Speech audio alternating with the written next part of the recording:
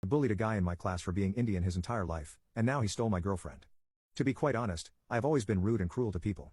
I was fortunate to be born into an amazing family with rich parents and to be in a relationship with my girlfriend whom I began dating when we were 14 years old.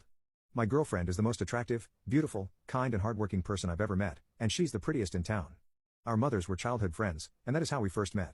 The thing is, I was a bully growing up, made life difficult for many poorer kids. There was this Indian guy I despised more than anyone else, and I treated him the harshest. I bullied him, called him names, and mocked his culture, traditions, clothing style and habits. To be honest, the guy had never done anything to me, he was always alone, but I despised him because of my prejudice toward foreigners. This guy and his family had relocated to Colorado from Texas. He was the sole minority in class when we were in elementary school.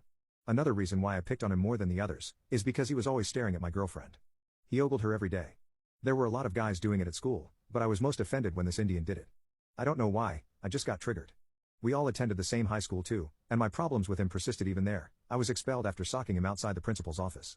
So the bullying continued outside of high school. Every time I waited for my girlfriend to pick her up, I prepared to ridicule him as he exited. When my girlfriend started attending college, my father suddenly passed away. Following my father's death, I went through a period of sadness and vented my fury on my girlfriend. I called her names and ridiculed her a lot during this time, once telling her that the only way she can make me feel better is by going down on me, even though I knew she was on her period and not in the mood. She sobbed practically nightly. Despite my harsh demeanor, she was kind-hearted and continuously sought to soothe me. She alleviated the mood. During this time, I noticed that the Indian guy, Rashaj or whatever the F this curry muncher's name was, and my girlfriend were becoming more intimate. He and my girlfriend had the same education in college and collaborated on a project. She began meeting him outside of class to collaborate on their project, in the school library, a coffee shop, and occasionally at his apartment. When I found out, I started having large disagreements with my girlfriend.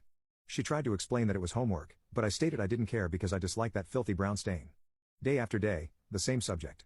Last November, I freaked out and we had a major fight. I was so enraged that I told her to leave the house and called her a korma pee-pee sucker and asked her if his pee-pee tasted like curry. She left our apartment, teary-eyed and distraught. I didn't call her for a whole week, I was so furious and angry. So, when I cooled down a week later, I went to her parents' home to bring her home.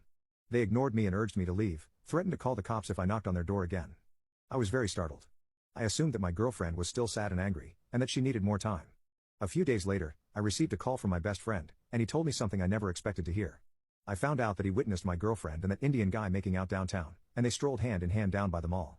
I was stunned, outraged, and unable to believe what I was hearing. My girlfriend was actually cheating on me with this poppadom. I then spoke with her mother, who revealed that her daughter had never stayed with them since she left our apartment.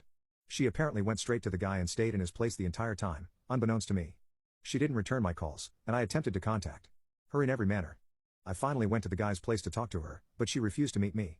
Later that day, I received a phone call from an anonymous number. It was him. He informed me that he and my girlfriend were in a relationship and that he didn't want to see me near his home. Those words cut through my heart like a knife. I yelled and cursed at him, went absolutely insane, before he ended the call. I've been depressed ever since, and the last 3 months have been horrible.